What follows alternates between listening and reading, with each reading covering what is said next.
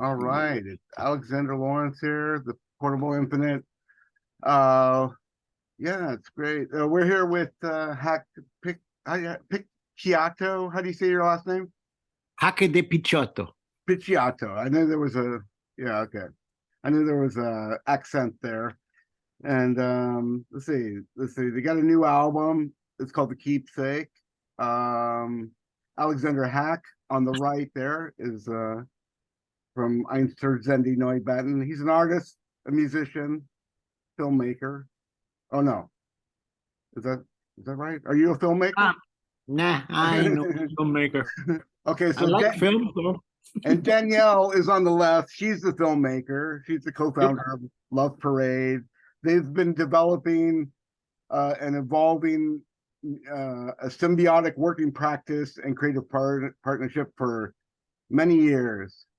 So many years here, and then so we got this new album, The Keepsake, and but I want to go back. Keepsake. Sorry, Alexander. It's called Keepsakes. Keepsakes, Plural. sorry, Plural. plural. Okay, sorry, it's on Mute Records. It came out in July. They've been touring. You came to Canada already, some European shows, and Yep. okay, but I want to go back. Because in 1991, I saw Crime and City Solution, and you played with them. What was that like? What was your experiences like with those guys? In 1991, that was just before the old lineup broke up. I think 90, if that was in the States, that Yeah. could very likely be the last tour that you saw. Yeah. One of the very last things that we did was we played three nights at CBGB's. And that was pretty much the last show. And yeah, it was an interesting project. Very different characters from all over the world. And when we did a reunion in 2012, we also had Danielle was playing with Crime, and also David Eugene Edwards and Jim White from the Dirty Three. Yeah. And, Yeah. yeah. It wasn't one of the guys from Detroit where it was in the band playing. Matthew Smith and Troy Gregory Yeah, from yeah. Prague. Troy's a friend of mine. Yeah. So and so, but I saw you play in in San Francisco, the San Francisco show, and in '91, and then a couple years later, Einstürzen Neubauten. That's when I saw Neubauten, and I was kind of surprised that you sounded so close to the records, because like it was like, I mean, you were banging a lot of metal up there, and I remember Blix was yelling at the sound guy because there was some feedback. Yeah, he likes. When was that? 93. Yeah, he still does that. Okay. Yeah, because I mean, back in the 80s when I thought of Neubauten, I thought like, oh, these guys are, noisy. It's like rough. But when I saw it, it was really orchestrated and really controlled. That was kind of like when I saw you live, it was different. Well, that was a couple years on. I mean, by now, like if you do a thing for many decades, then you learn how to do it eventually, and you learn how to be effective in what you do. And it's not all that crazy and out of control as it might have been in the very beginning. Okay. Okay. So, well, I watched a video where you had like these cards, the oblique strategy kind of cards that you had like 600 instructions. Do you still have those and use those today? I don't know. That's a different band, man. Okay. So you have, with your band, you have you have your own kind of mental cards that you use and when you write songs and do stuff here. You mean in our band? Yeah. Yeah. Well, we don't really use cards. We don't need cards. Yeah. Okay. So Keepsakes is the album, and this was described as a personal album. how is not any album a personal album? It's more personal, or it's did you mean autobiographical? Is that what you meant? Well, I mean, I don't know if you've heard our last albums, but usually our themes on those albums are more of a universal kind of content. We usually like we write a lot about what we think mankind is heading towards, or what's happening to all of us, and stuff like that. So we usually kind of look at things from a kind of Eagles perspective. But this album was written during the pandemic, and Eagles perspective wasn't really that possible because we were in lockdown for almost 2 years in our studio here. And so it became kind of more from our little perspective of our private lives. And we realized that we miss our friends more than anything else. And so we thought we'd dedicate an album to friendship.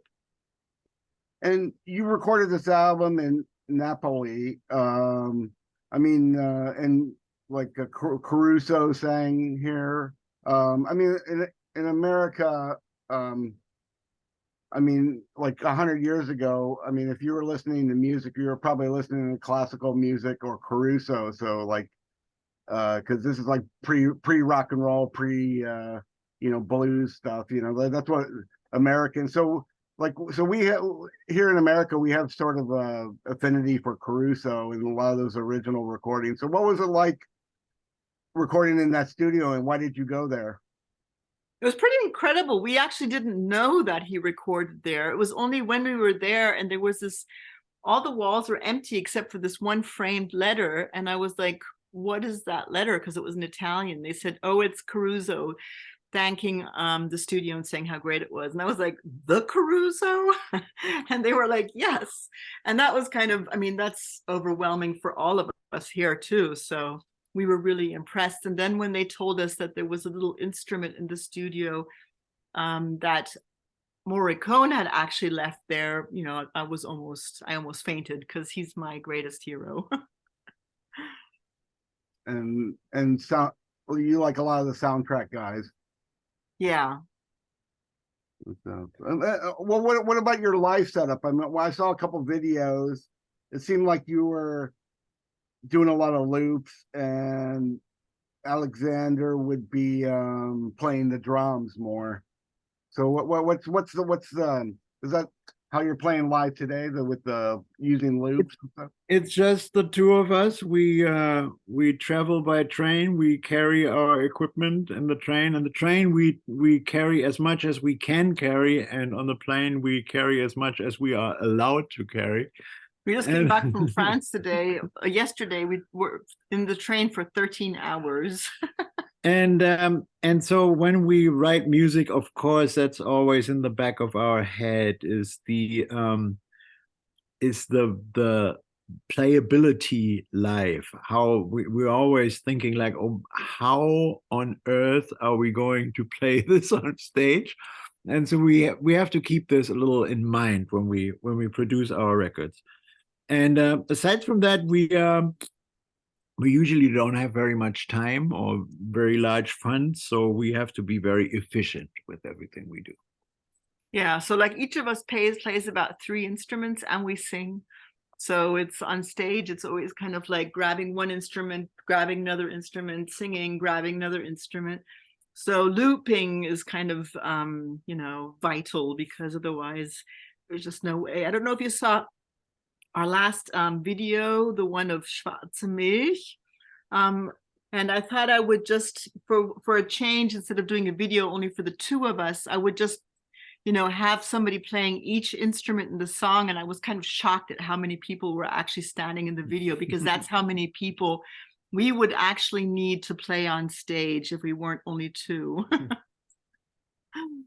So getting back to the record, I mean, is it just you two? Was there any guests on the record? No guests, no. Only us. And that's been like true. And how many? This is the 4th record, or it's hard to count. Yes, it's hard to count. We did. No, it's like the 8th. Well, yeah. Well, they're all albums, or there's some of the EPs in there. There's no EPs. They're all albums. They're all Yeah. albums. Yeah. The first proper album that we did together was called Hitman's Heel, but that was a different style of music. Then the first proper one in this style of music was called Perseverancia. We recorded this in the Mojave Desert in 2015. Then we did Menetheke that we recorded in a church, medieval church in Austria in 2017. Then we did The Current in 2018. That was in Blackpool on the northwest coast of England. And then we did The Silver Threshold, our first record for mute, which was recorded in Berlin. And now here's Keepsakes, but in between we also did 2 special interest albums, like meditation soundtracks. One is called Unity, right, and the other one is called Joy, and they are a special approach to listening. It's basically more, it's like our regular music, just a little bit more meditative. And one we recorded in Mexico. And that's the only one where we have guest musicians, where we asked Vincent Signorelli from Unsane and Eric Hubel from Glenn Branca. They were like our guest musicians, but otherwise we've never had any guest musicians. Right. And the last US tour was 2018-19. What was that like? That was nice. We did that with Eric. Yes, with Eric Hubel opened for us, and we did first a whole leg on the East Coast and then a leg on the West Coast, and that was actually nice because it was great to see how all these different communities, how they were keeping it up, like how the underground was still providing content for their people and stuff, despite the horrible administration that was in power then, and despite the that atmosphere. Everyone was really working hard on making good things happen, and that was great. That was very inspiring to see that. And what I really like about American audiences is that you can tell that they have a different attitude towards European audiences. Like in Europe, people stop listening to music when they're like 35. It's kind of like, oh yeah, music is only for teenagers. But in the US, music is part of people's lives from the beginning to end. And you can really feel that in concerts. It's really great. It's really different. There's a love of music there that's amazing. I think it's very special. Well, I think sometimes in America they stop at 35 too, and then they have a kid or something, and then when the kid gets about 5 years old, then they start getting back into music again. So, so and then you bring the kid along, and go, hey, listen to this band. So I wanted to ask you, Danielle did a book. What's the book about, and how can people get the book? It's an art book. I've done a couple of books. I did one which is the Berlin memoir, which is called The Beauty of Transgression, and I think you can get it online basically anywhere. It's about my years, how I came to Berlin in '87 from New York, and all the crazy things that happened when the wall was still there and then when it came down.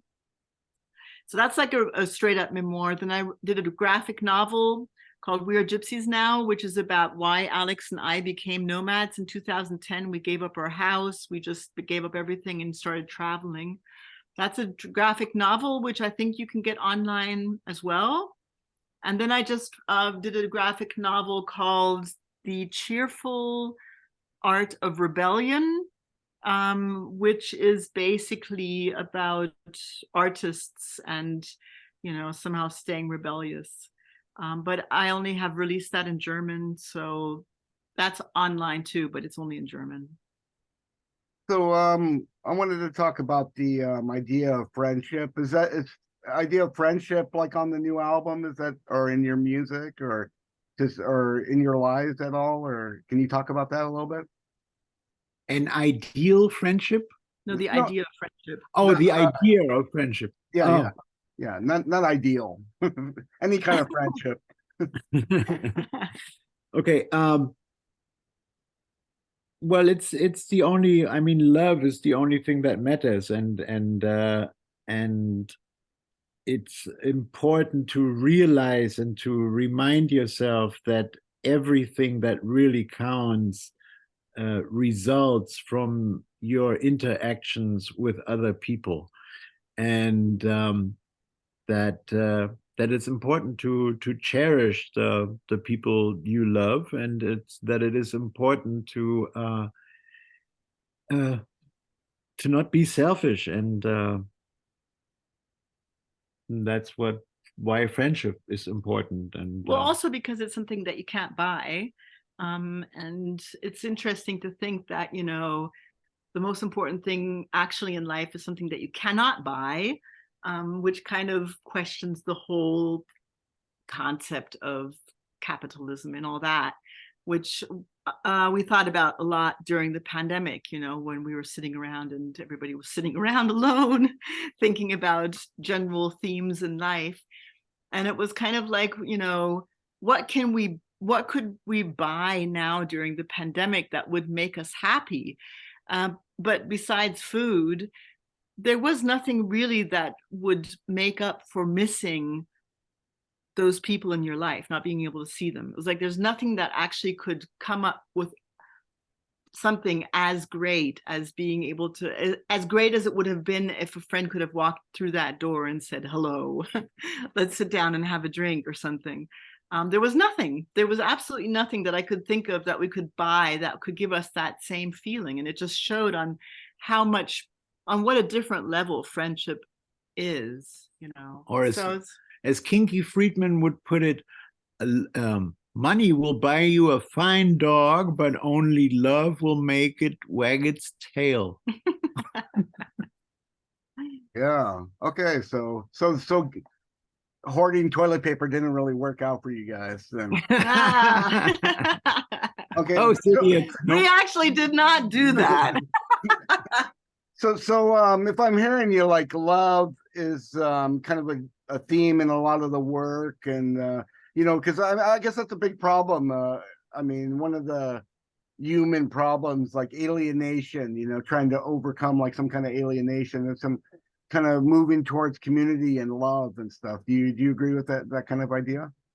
Yeah, it's individualism has kind of reached its tipping point, you know, like we've all been trained to be as individual as possible, and we tend to forget the other end. So what about I think you spoke about this before, the whole idea of time and energy. Like what do you think about that?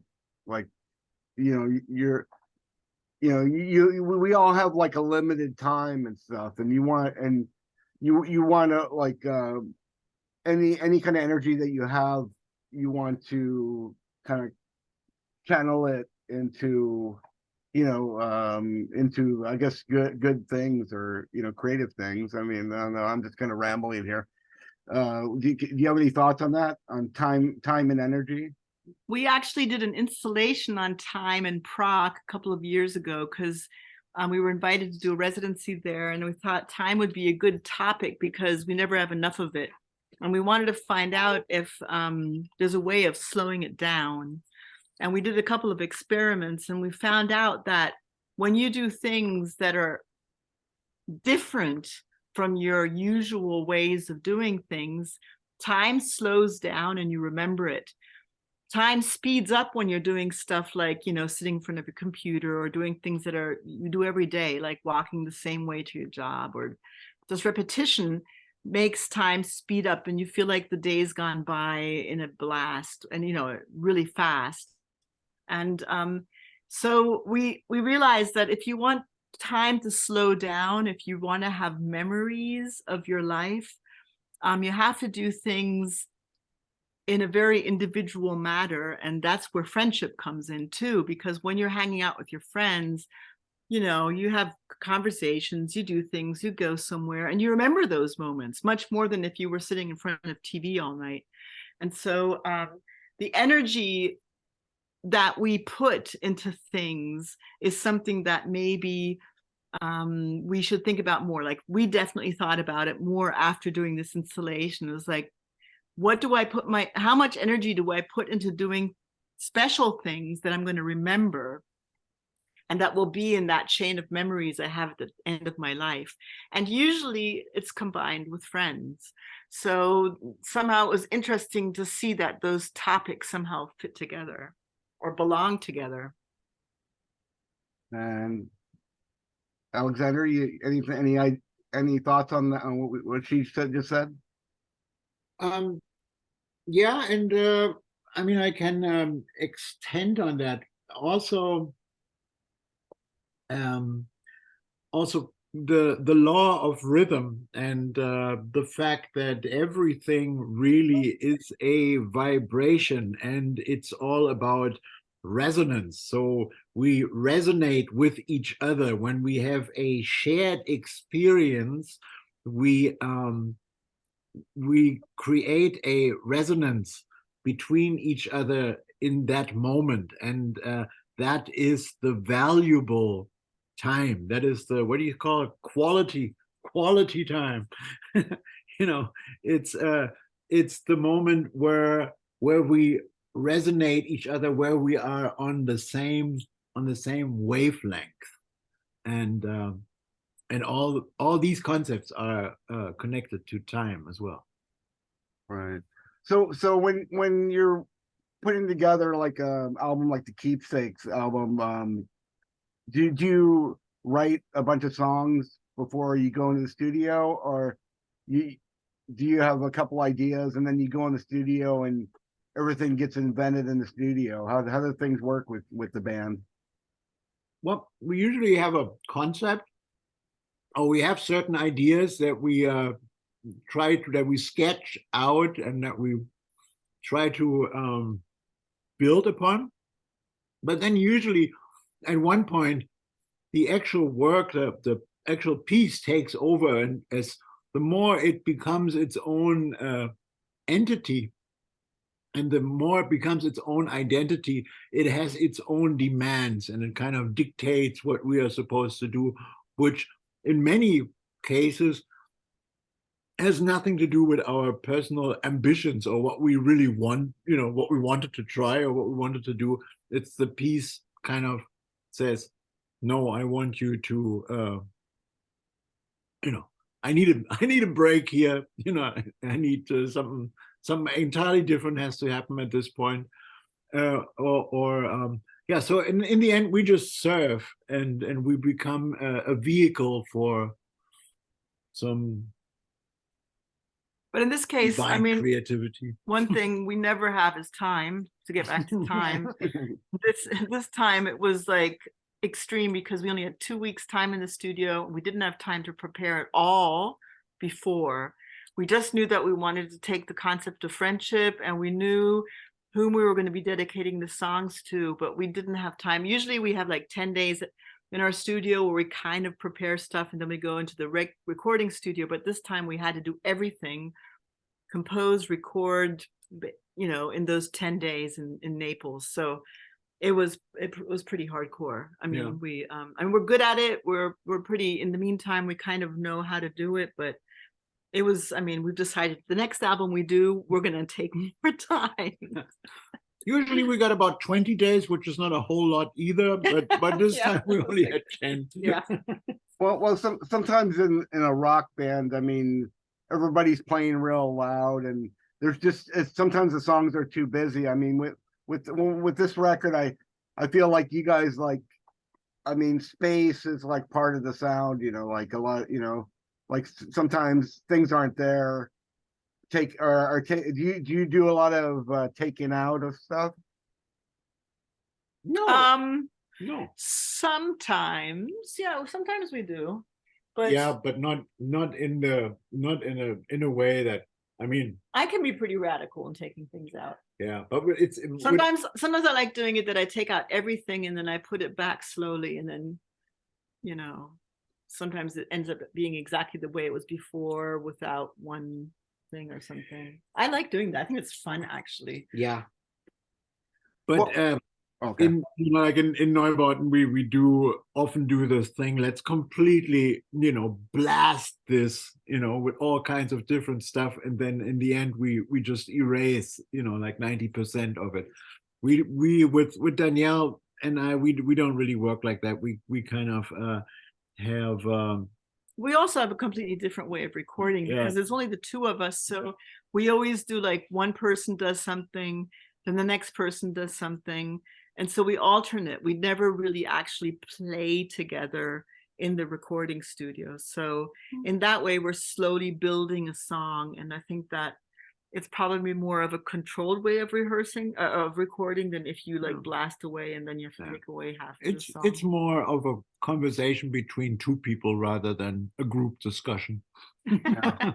So on this tour, I guess you're touring a lot this year. So what do people expect? Are you just going to be playing the new album and some new songs, or are you going to take stuff, cherry pick from all 8 albums? That's what we usually do. We I mean, of course, we will play a lot of the new material because people will be interested in to hear that, particularly the people that have seen us a few times. But of course, there's always songs from other albums that we like to play, and the hits. We'll play the hits, the oldies but goldies. No, we we always compile like a nice set that has like nice dynamic ups and downs, and kicks your ass, and then tells you that everything is all right like a couple minutes later. leave them bleeding a little bit, A little bleeding and crying. Yeah. So there was this musician from, I don't know where he came from, I think from New Orleans in Berlin many years ago. And he would play at the bar, and then he would always ask before, like he would start asking after a while, so you guys want to boogie or you want to cry? okay, so there will be blood. There will be blood then on this tour. Okay, so when do you think you'll come back to United States here? We're trying for next April. Okay, so people be on the lookout for that. And I guess we've been going a while. I'll put some links in the description there, and for the book and for the record, and European. How the when's the European tour start? Well, we played in France on Saturday. That was the first show. So it's basically started. We're touring all the way until mid-December. Okay, so there's a lot of shows to look forward to. Maybe people will travel, get on a plane, get over there. Have you played London yet? No, that's on the 12th of December. Okay, so yeah, maybe I had a chance to get over there. Yeah. Yeah. Okay, so it's not true though. We already did play London, Ontario. Oh.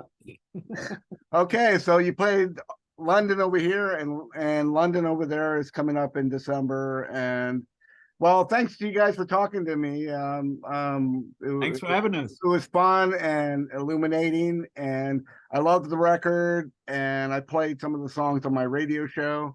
So thanks. And I look forward to seeing you guys, and keep up the good work, and we're gonna cut it off here. Okay, thanks. Okay, have a good one. You too. Bye. Bye.